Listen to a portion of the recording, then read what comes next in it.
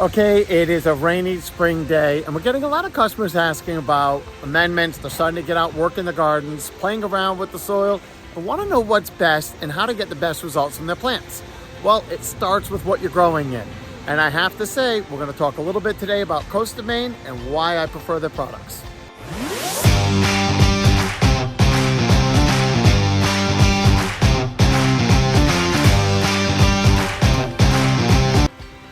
Okay, there are a lot of suppliers out there for composted manures, products, soil amendments in general, mulches. But Coast of Maine has been an old faithful for a long time now. And it's really just because they're really committed to consistency in their products. And it's a premium product. Many of it, if not most of it, is organic. And I'm not a big enthusiast about just organic for the sake of organic. I like organic because of the fact that it's a premium product. It's usually well balanced and it just plain performs better. But Coast of Maine has always produced a quality product that is consistent. And to me, that is key. And so I want to walk through the different products and go in a little bit as to what each application is for and why I use it, because we're getting these questions over and over again. Some people are trying to grow vegetables. They're trying to fix their lawn. They want to have a vegetable garden. Or they're growing in containers. So I wanted to take a minute, break them all down and walk product by product to help you determine which one is perfect for you and what you're trying to achieve. Okay, so we're gonna start with the easy ones. Everybody's used to premium potting soils, but most conventional potting soils is basically peat moss, maybe some perlite, vermiculite, maybe they're adding a wetting agent for drainage, but there's not really any nutrients associated with them directly. So that's why you'll see a lot of them that add a small amount of synthetic fertilizer in them. When it gets to the Coast of Maine potting soils, the reason I like them is because not only is it it's a heavier product by nature, but it drains well, it holds good moisture, but it's already made with aged bark mark. It's made with peat moss, what most potting soils are, but also has a small amount of the lobster compost and the compost in general in there. What that means is it already has some level of nutrition and food. When you have just a straight peat moss based product, there's not a lot of food to it. It's just a growing media. You have to then go back and add your fertilizer to it. So the Coast of Maine products are great because of the fact that they already have those basic nutrients in there. And they take it a step farther. So for even the cannabis growers, they have the Stonington blend. This is a high performance mixture that's designed for really kind of just, I don't think you even have to add anything to this. So if I'm doing containers, so even if you're not growing marijuana, this is a great mix. If you're putting it in containers and you're just trying to grow vegetables in containers, any kind of plant in containers, then many times I'll switch to this because this is designed for the whole life cycle. You really don't need to supplement with much in general at all. Whereas conventional potting soil, I'm still supplementing with fertilizers if I'm growing my annuals and flowers inside there. But that's kind of the differences between these. This is kind of an all-purpose media. This is if I want a premium product to grow organic vegetables in from start to finish. Now, if I'm amending in the soil, if I have a raised flower bed and I'm trying to amend that soil and I'm trying to grow, say, tomatoes, then I'm going to use the tomato soil. If I'm growing roses, I'm going to grow Rosa. These are just optimized for those crops. Very few of us have just one crop, but if you're trying to optimize and you really want to grow the best, then having a soil that is made for that crop is the best way to go. Then they have their raised bed mix. Now, this is if you're growing in the ground. So if I'm growing in the ground and I'm just making a raised area and I'm trying to make a vegetable garden in the ground or a flower garden in the garden, this is already a nice mix for that all-purpose, but it's more of your conventional gardening. And so this is if we're in the ground, we're working the ground, I'm amending and building this up from there. Now, a good point to determine is if you're going to be growing plants in the ground, like a traditional vegetable garden, then yes, you want a soil-based mix. But if you're going raised, if you want a raised garden out of the ground, and that by far, I recommend everybody reads the Square Foot Gardening book. I thought it was a great book, and it goes over the best way to grow the most amount of plants in a small amount of space. That's a little bit different. You don't necessarily want a soil-based media. So we have a better product for that if you're raising above ground. And by far, I think that that's going to give you far superior results. When we're growing above ground in mixes, we don't have as many problems with soil-borne diseases, soil-borne insects. It just, everything grows and explodes in growth. And that's when I use my conventional raised bed mix from Coast of Maine. Let's take a look at that. So if I'm growing in any kind of raised, square foot gardening has been great. So typically raised flower beds, 4x4, sometimes they're in containers, sometimes they're in the ground. I use the raised bed mix. This is a well-drained mix, but what I love about this product is the fact that it already is a mixture of products.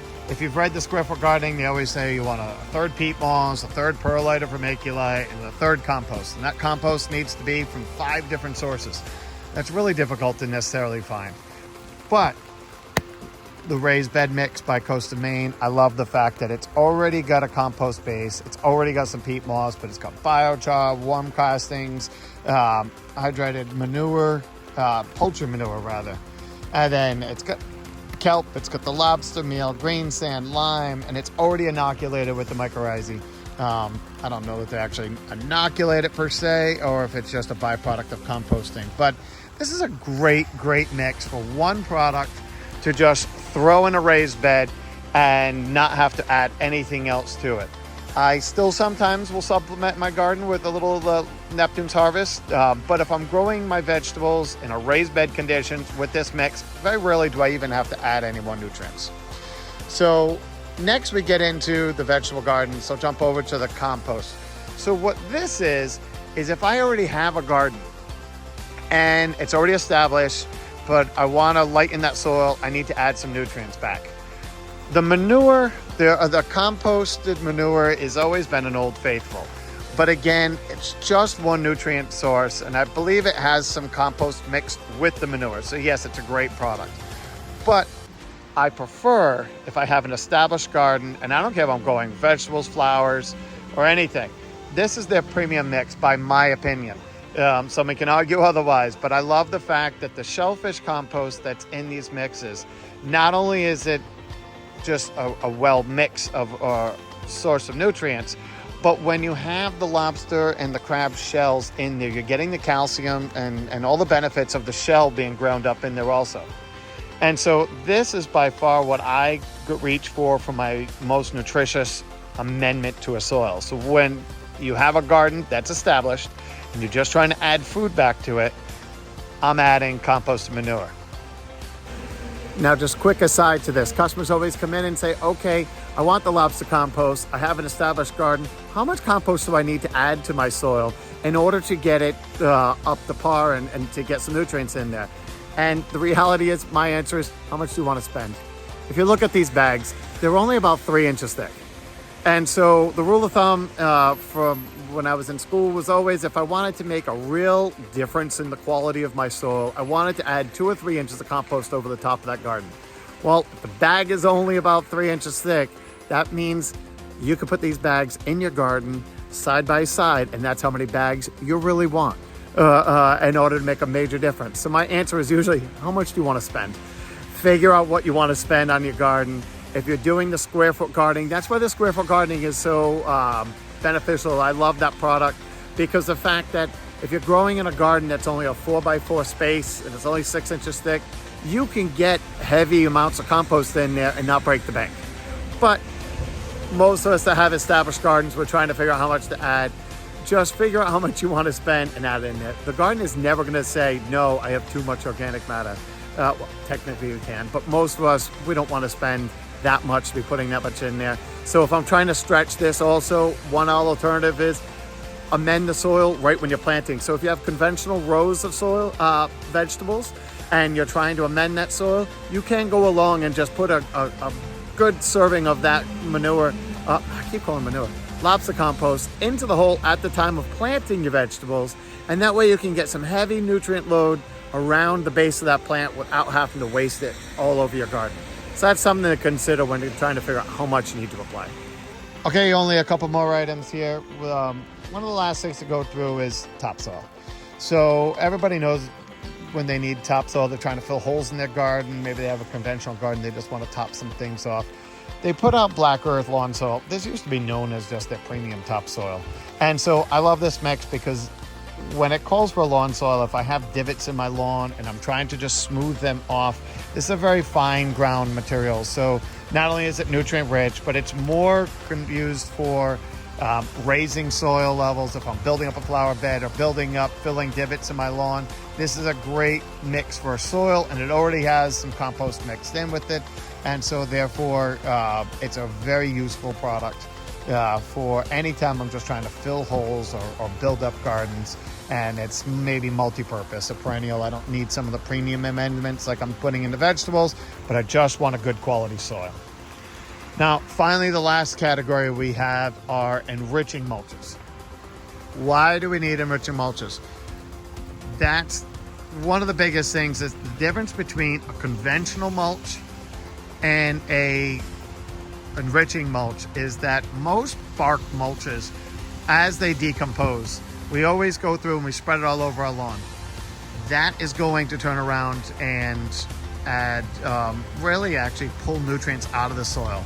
Well, rather, enriching mulches are actually adding nutrients back into the soil. They're both a premium dark aged compost.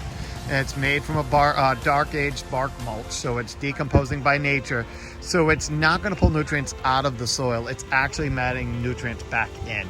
And the Fundy Blend is my go-to because I love seaweed. Seaweed has been used for years for amending soils. There's a lot of amino acids and a lot of benefits to adding seaweed to the soil.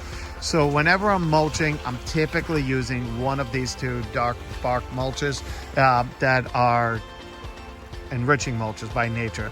Seaweed or no seaweed? That is the question. So that's it. I hope that helps narrow it down a little bit. It can get really, so we carry a ton of Coast of Maine products. I love all their products. Some of it, we carry probably 90% of what they carry because it all works and they're consistent. And so you pay a little bit more for it, but the results we're getting from the gardens, I feel it's worth it. I hope you do too. Take care.